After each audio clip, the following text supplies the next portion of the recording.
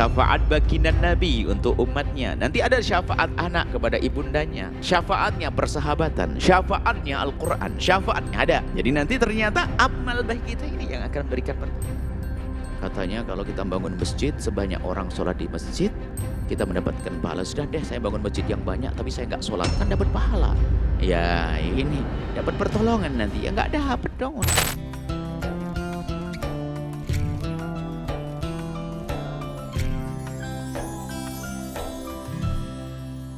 Syafaat uzma itu kan kisahnya orang ketakutan. Datang kepada Nabi Adam minta pertolongan, wahai Adam, mintakan kepada Allah agar diringankan keadaan di padang mahsyar. Nabi Adam mengatakan, aku tidak, aku telah melakukan begini dulu. Datang kepada Nabi, sampai Nabi Ibrahim, kemudian Nabi Musa, kemudian Nabi Isa. Nabi Isa mengatakan, tidak, aku pun tidak berani. Tidak berani minta kepada Allah dalam keadaan padahal mereka adalah para nabi.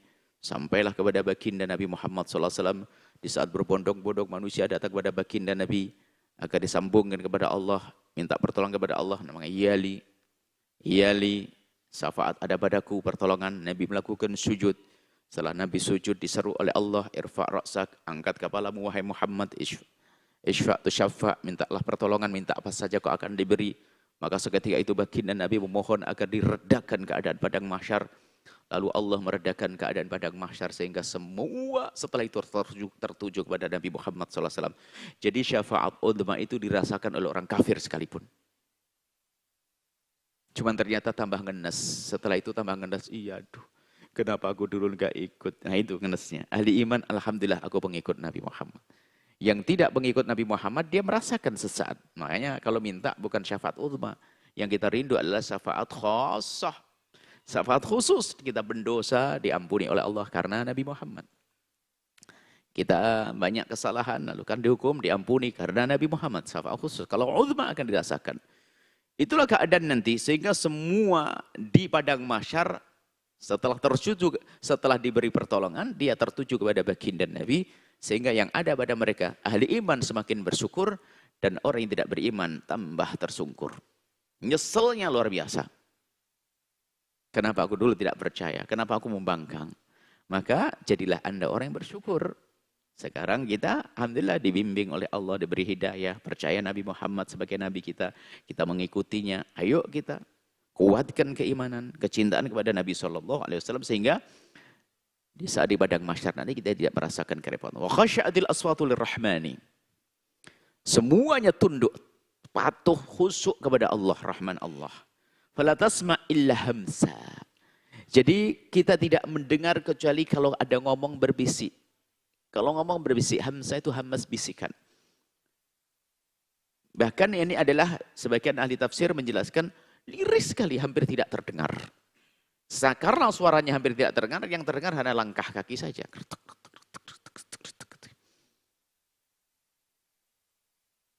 Dan mengerikan padang mahsyar. Sehingga orang-orang yang tidak beriman itu ada yang berkata begini. Itu belum siksa ya. Itu baru perjalanan menuju neraka atau menuju surga. Tapi sudah tersiksa, di perjalanan sudah tersiksa. Sampai orang-orang munafik dan orang kafir pada berkata, menyuruh kepada Allah, ya Allah, keluarkan kami dari padang mahsyar. Puluhan ribu tahun bayangkan tersiksa. Keluarkan kami dari padang mahsyar biarpun harus masuk ke neraka. Ngomong gitu. Nggak ngerti kalau neraka lebih pedih lagi. Jadi begitu, kadang-kadang kan begitu. Kalau sangking sudah, keluarkan kami dari padang mahsyar biarpun masuk ke neraka. Ya ini masuk neraka, serem. Ini begitu capeknya saat itu. Makanya ayo kita siapkan diri kita agar kita tidak capek di padang mahsyar. Ada silaturahmi yang menjadikan kita nyaman di padang mahsyar. Ada ibunda, ayahanda menjadikan kita nyaman di padang mahsyar. Sehingga kita lewati begitu cepat, kilat. Kemudian, yauma idzin, di saat itu, la tanfa'u syafa'atu, enggak ada yang bisa saling menolong. Biarpun itu adalah kawan dekatmu, ayahmu, anakmu, tidak, semua akan nafsi, ngurusi diri sendiri. Enggak bisa nolong yang lainnya. Tidak bisa memberikan pertolongan. Biarpun kawan dekat, tetangga yang kita tahu dia. Wah, kita bisa ibaratnya kenal, nggak bisa. Dikatakan ya firul mar'u. Semua orang berlari. Seorang ibu lari dari anaknya, bapak dari anaknya, suami dari istrinya. Semuanya masing-masing.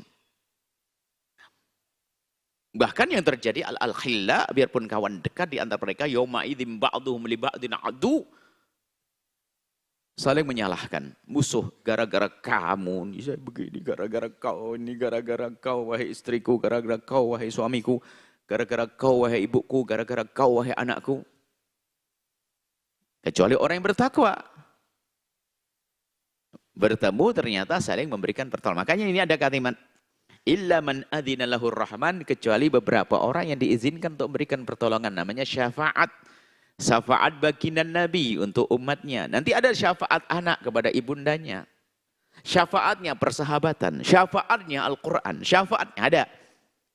Jadi nanti ternyata amal baik kita ini yang akan memberikan pertolongan. Kebaikan yang kita berikan kepada orang lain. La tanfa'u syafa'atu, nggak ada yang bisa memberikan pertolongan. Illa man adzina lahur rahman, kecuali yang memang telah diizinkan oleh Allah.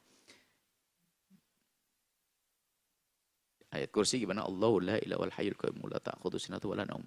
Lahu ma fis samawati. Man dzal ladzi yashfa'u indahu illa bi idznih. Man dzal ladzi yashfa'u indahu illa bi idznih. Siapa yang bisa memberikan pertolongan kecuali atas izin Allah? Nabi pun tidak bisa memberikan syafaat kecuali diizinkan Allah, dan telah diizinkan. Tapi ternyata kalau di akhirat nanti tidak saling memberikan pertolongan kebaikan, ternyata saling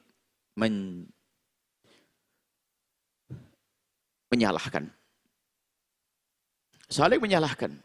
Ba'duhum ba'dan adu. Seperti musuh. Seorang anak menuntut ibu bapaknya. Padahal ibu bapaknya ahli ibadah. Senin, Kemis, tahajudan, umroh setiap bulan. Wah, ibadahnya sang anak nuntut. Ibu bapak harus masuk neraka sama saya. Ibunya berkata, kenapa? Bukankah aku ahli ibadah? Iya, ibu senang-senang ibadah. Tapi ibu salah nyekolahkan saya. Gara-gara sekolah saya, inilah saya nggak benar, saya bejat. Sekolah nggak kenal Allah, sekolah Nabi Muhammad, sehingga saya durhaka pada ibu. Ibunya diseret ke neraka. Makanya kalau nyekolahkan anak yang benar. Menuntut itu anak. Boleh anak Anda jadi dokter, dokter ahli sujud. Boleh anak Anda jadi insinyur, insinyur yang kenal Allah. Anak Anda boleh jadi orang paling kaya di dunia, tapi yang pandai berderma, mengambil rezeki dengan cara yang benar, halal. Melaksanakan kewajiban-kewajiban harta, zakat, dan sebagainya. Wah, itu adalah orang kaya di dunia dan kaya di akhirat. Ya, seperti itu. Anak menjadikan orang tuanya tersungkur ke neraka. Anak adalah amanat. Disia-siakan, diberi karunia anak, tapi tidak disadari kalau itu amanat. Hanya dibimbing saja untuk mencari dunia. Tidak dikenalkan akhirat, sehingga anak pun dia di akhirat menuntut. Jangan boleh masuk surga bapak ibuku. Memang dia ahli ibadah. Tapi dia telah teledor. Setelah salah memilihkan pendidikan untuk saya. Oh, ini hakikat, jangan main-main wahai para orang tua. Di mana anak-anakmu saat ini? Dengan siapa mereka belajar?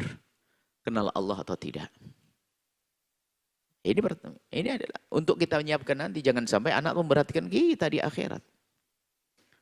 Jangan anak yang sudah kita rawat dari kecil, tak tahunya gara-gara itu kita masuk neraka. Na'udzubillah.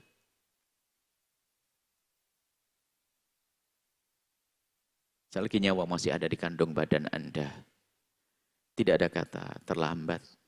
Mungkin ada yang terlanjur anaknya bejat, susah saat ini diatur. Susah diatur, diarahkan ke yang baik, susah.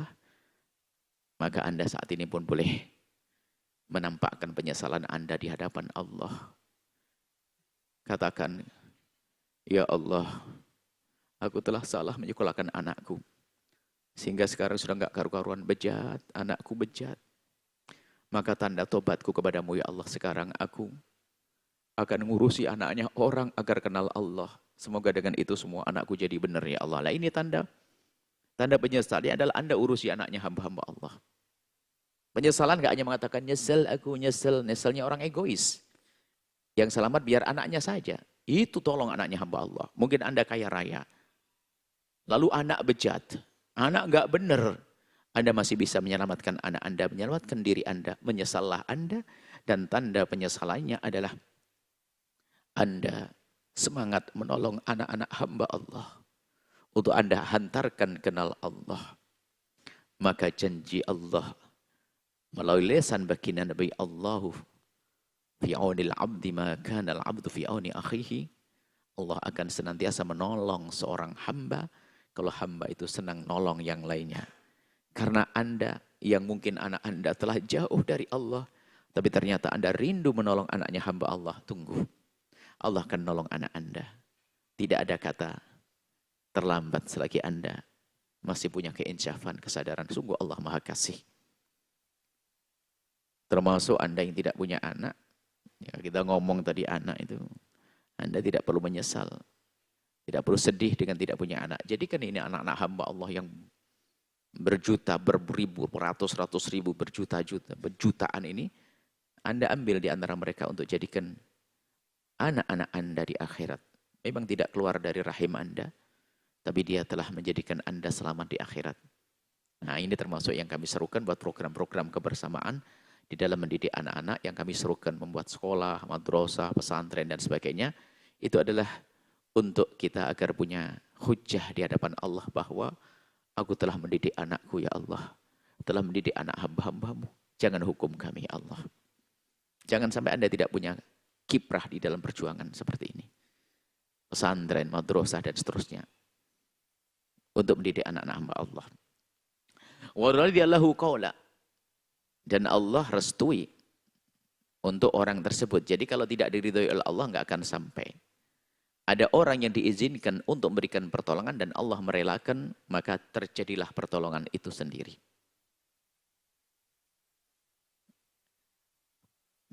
Makanya tidak boleh kita mengandalkan pertolongan itu hanya yang penting aku akan didik anakku, aku udah usah sholat deh biar ditolong lah. Enggak, Allah tidak ridho kita ditolong nanti. Kan ada. Sudah nak, kamu ngaji, belajar, jadi ulama, tapi abah malas sholat nanti. Kalau abah kecebur neraka, kamu tolonglah.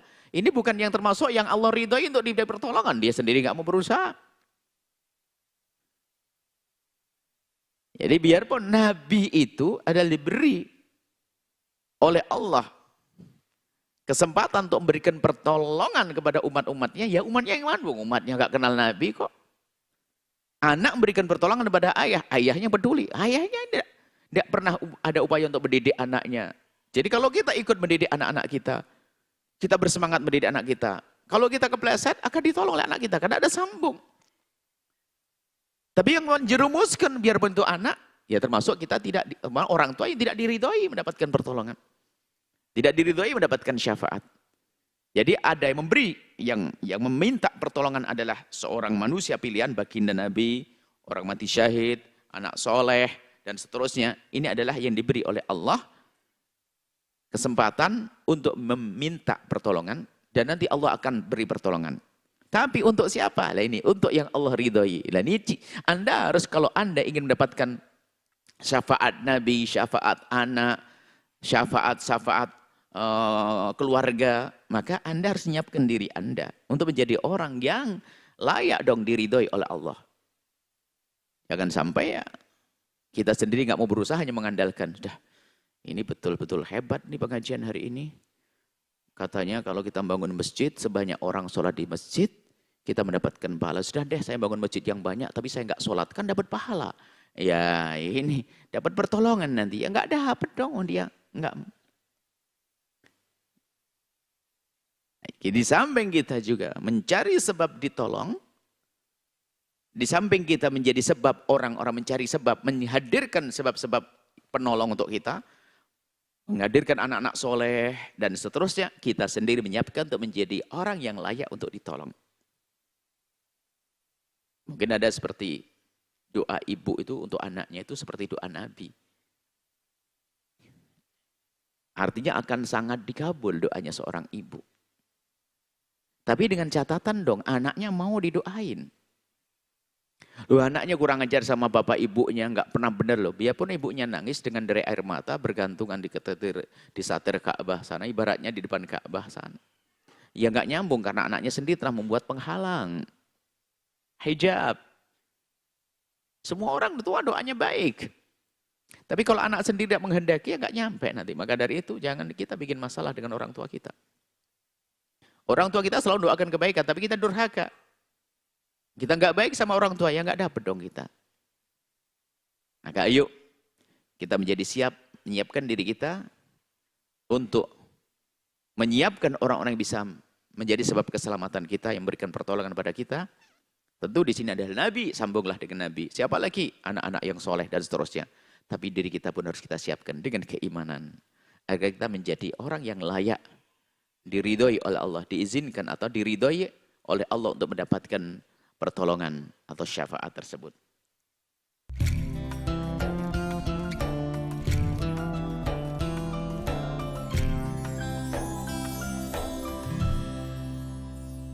Sahabat Al-Bahjah TV, setelah menyaksikan video ini, jangan lupa bersolawat kepada baginda Nabi Muhammad.